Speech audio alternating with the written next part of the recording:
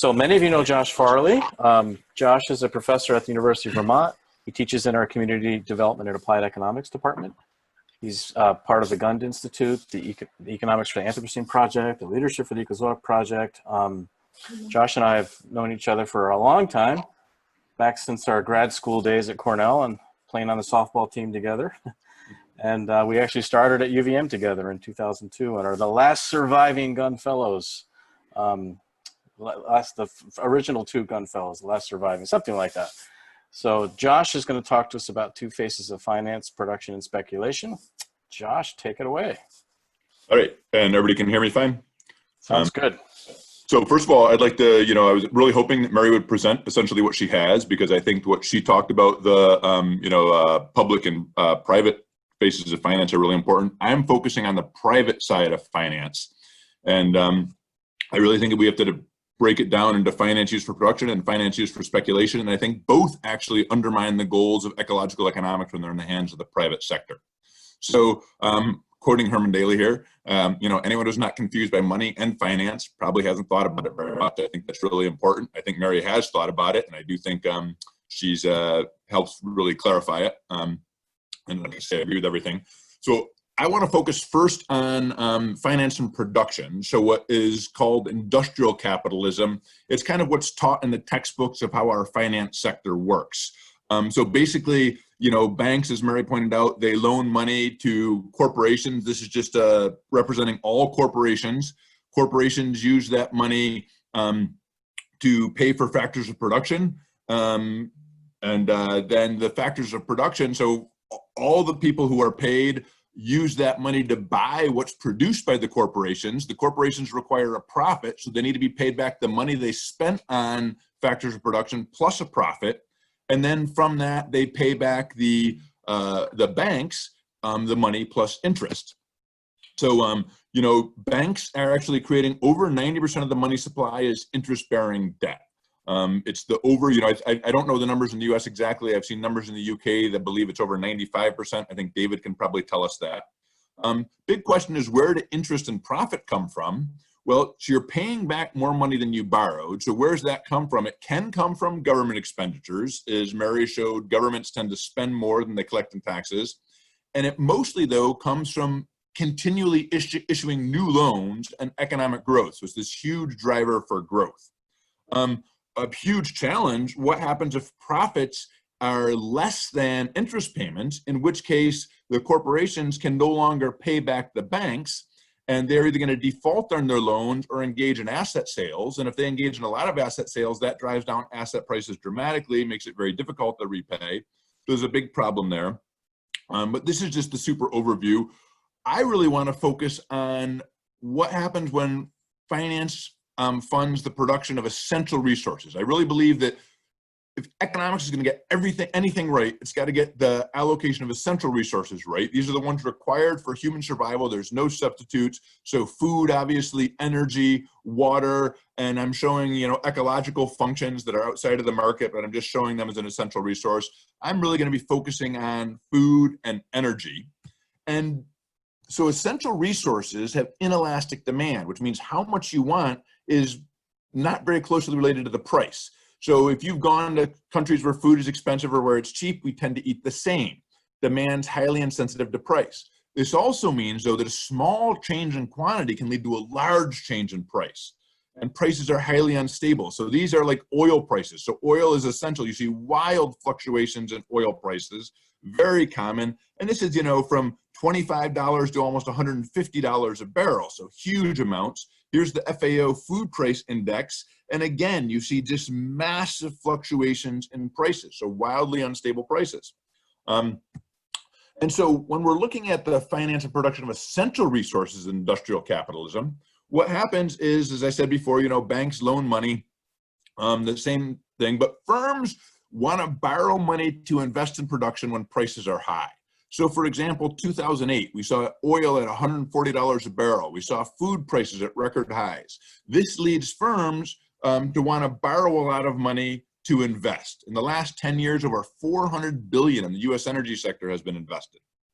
And so what this means is the amount of money being loaned to firms and paid off to factory production is going up. But there's a big time lag between investment and production, especially in food and energy. So agriculture, obviously, you decide how much you're gonna, borrow. It's the plant, and it's a year later before you actually produce. And with oil sector, this is a quote from an expert in the field: several months between an upward price signal and a signed contract for a drilling rig. It takes another 9 to 12 months from starting a well to first production for tight oil. So, you're looking at a year to a year and a half time lag. And so what we see is, like, at the end of in 2008, when prices are extremely high, people are borrowing the money to invest in much more production. And they're borrowing it well before the production takes place. So what we see then is that as these firms borrow a lot of money to produce, the whole industry ends up borrowing a lot of money. You get much greater production because the demand for central resources is not very responsive to price or supply. We don't eat more when there's a good year for corn. So what we see is prices tend to plunge. So the more firms borrow to invest, the more the supply increases. This drives down the prices and makes it more difficult for them to repay because there's no coordinated. Individual firms are borrowing from individual banks, leading to an unplanned increase in output, which drives prices down dramatically. So you get that there is a negative feedback loop, that as firms borrow more to invest, it drives down the price and therefore leads to less demand for loans. But because of this time lag, that's really, really problematic.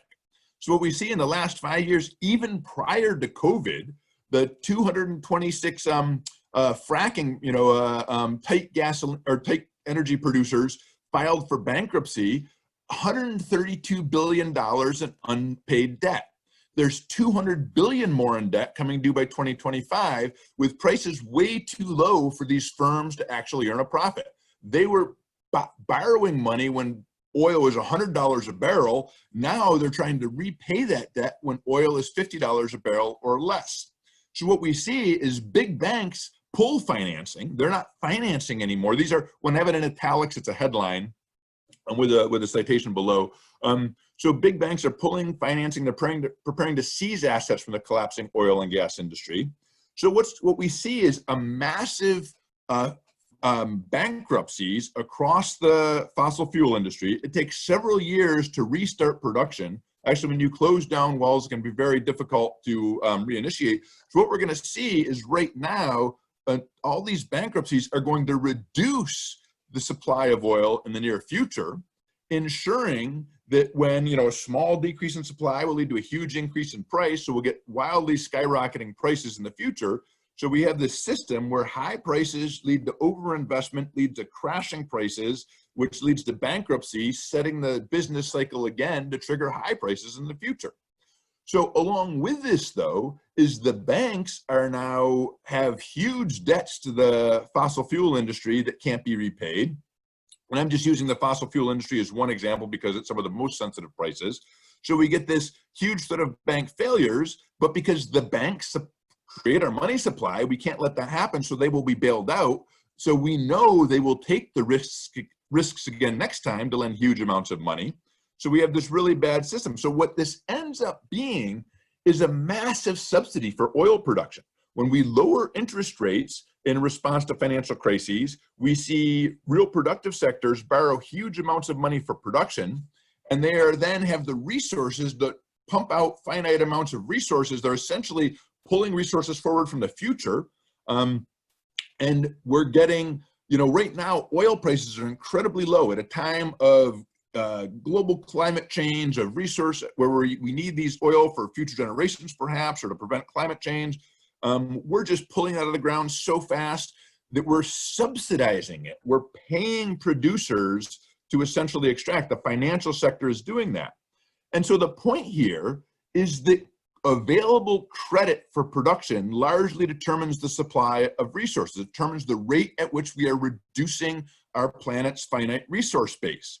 And the credit has a negligible impact on demand for food and oil because of its inelastic demand. And because when your economy and everybody's employed, if you supply, putting more funding out there, more credit doesn't really increase demand.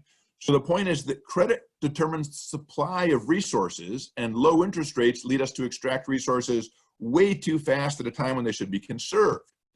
But as I said before, well, actually, I didn't say before, but the point is, what is most money actually loaned for? So if we look at the data, what is most credit being provided for? We see that in the country right now, in the US, there's 16.1 trillion in mortgage debt. You see headlines, the italics are headlines, record margin debt poses risk for bull market. So margin debt is stocks, et cetera, borrowed with, or purchased with borrowed money. And you see that, and the red is the borrowed money, the real values, the blue is the stock market prices. You see as we borrow more money, stock prices go up. So we're borrowing mostly money for purchasing stocks. The repurchase revolution, this is about stocks buying, or corporations buying back their own stocks. So to go into a little more detail about corporations buying back their own stocks, when corporations issue new stocks, initial public offerings, that actually gives them money to invest in real production. When they buy back their own stocks, or when others buy stocks, then that's actually not creating any money for real production. But when corporations use their money to buy back stocks, that's money that could be invested in real production, instead buying an existing fixed asset. And so this just shows quarterly IPOs and amount spent on buybacks, but you can't see the scale. Now we see it to scale, where here, this is the amount of money, IPOs, new money that can be invested in real production. This is corporations buying back their own stocks 12 times greater. So the story is that the stock market provides resources for real investment. What we see is the stock market now is draining money from the economy that could be used in real investment, instead used to buy existing assets. So this is the situation we have now. Most credit is used to buy existing assets. The story of credit for production is you borrow money to produce things, you actually create more wealth, and that can be used to pay back the interest. When money is used to buy existing assets, you don't create any new wealth at all. You're simply inflating the value of something that already exists. There's no new wealth with which to pay back the interest.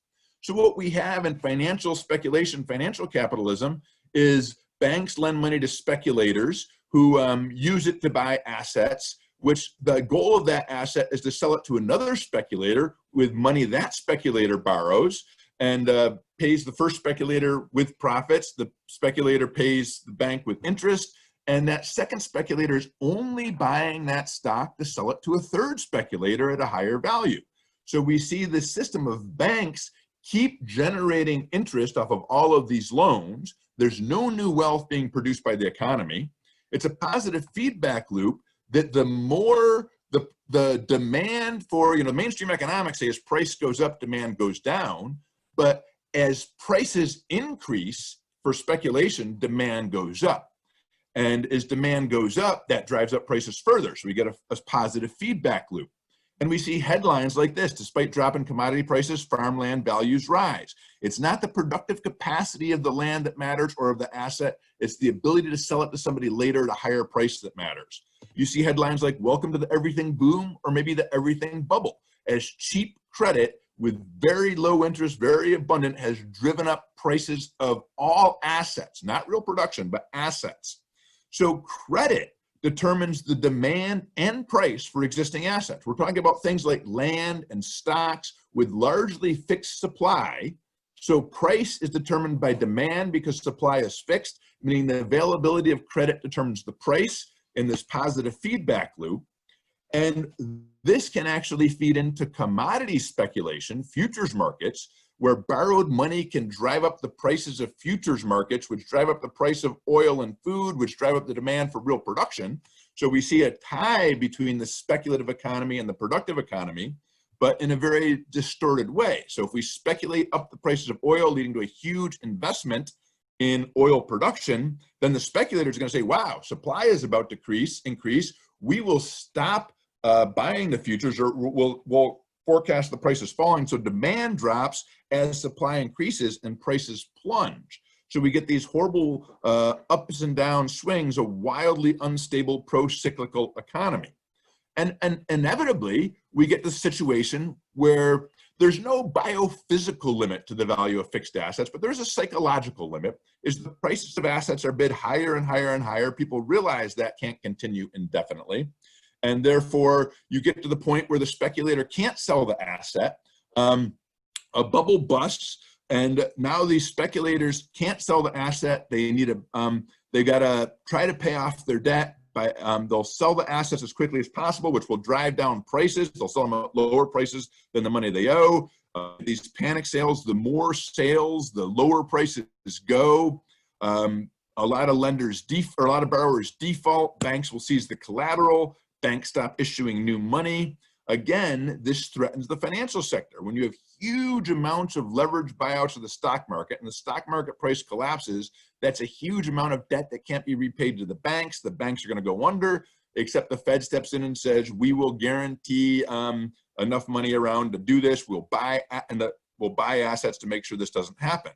So you basically see the speculators going underwater. You see the banks accumulating the assets. But the banks also, when they have loaned more than they're getting repaid, they stop making loans to the industrial economy as well, which means layoffs, reduced demand, recession. So these two parts of the financial sector are closely linked. So the factors that actually promote speculation, when we have an inelastic supply, the price goes up, it's very difficult to increase supply, which is the case for oil, the case for food in the short run, the case for land in any length run. So you have supply is very insensitive to the price in the short run. This is required for speculation, because if you try to speculate in something driving up the price and supply can increase, you can't speculate. Inelastic demand means that even when the price is high, people demand it.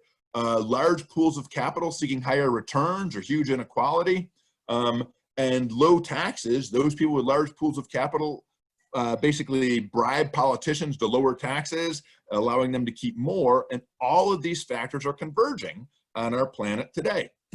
The biggest thing, though, the factors promoting speculation, is easy credit and low interest rates, which has been our policy. We respond to speculative bubbles by slashing interest rates and making credit available, guaranteeing a new speculative bubble. So in the past 50 days, the stock market saw record growths. As the economy is imploding, the stock market grew faster than it ever had in 50 days. And the day it started growing was the day Powell announced he would buy assets in whatever quantities are needed. I misspelled buy, I see. And people interpreted that he would buy stocks. So speculation equals redistribution. So we saw the stock market in 2019 rise by 30% to over 150% of GDP, which increases the wealth of the richest Americans by 1/3 of GDP. These are another headlines. U.S. billionaire wealth surges to $584 billion, or 20%. So we saw more than $100 billion going to billionaires since the beginning of the pandemic, as $6.5 trillion in household wealth vanished, and 45.5 million Americans filed for unemployment. So this massive, the financial sector is massively redistributing wealth, facilitated by the central bank. We see interest-bearing debt in the United States on this exponential rise. This is only up to 2009, and this is continued up to June, actually, where we see a continued exponential rise in debt, which is now 360% of GDP. Debt is growing faster than GDP, and interest on total debt is a wealth transfer to the financial sector. So this figure shows the GDP share of the U.S. financial sector. You can overlay credit market debt net of government, and you see that the more indebted we are, we're essentially transferring all their interest payments to the financial sector. Our pain is their gain. So summary and conclusions, I've gone a couple minutes over, but the industrial finance is incompatible with ecological sustainability, because we trigger these boom and bust cycles, lending too much for resource extraction, depleting our resources, driving down the price. As we drive down the price of oil, we become more dependent on low-priced oil.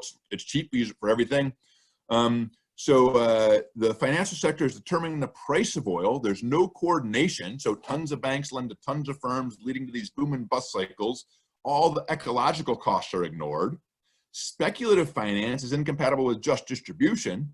It's it determines the demand for assets and the price of assets, and because the rich own the assets, when the prices go up, it's redistributing wealth to the rich. It's this positive feedback loop. It's a boom and bust cycle, but as as Powell said, we will we'll buy assets as necessary to ensure prices stay high. That's a bailout plan for the rich.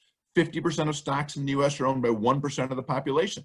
So debtors, which are almost everyone, are tithing to the financial sector, continually hemorrhaging money to the financial sector.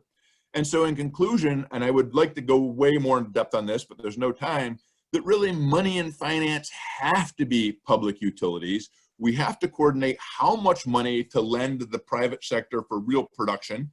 We have to stop lending for asset price speculation. We can't leave this to the private sector. And so those were just some thoughts I'd had, and I'm very happy to have feedback, criticism. First time I ever presented some of these ideas, and so they need improving, and I'm happy to have you do that.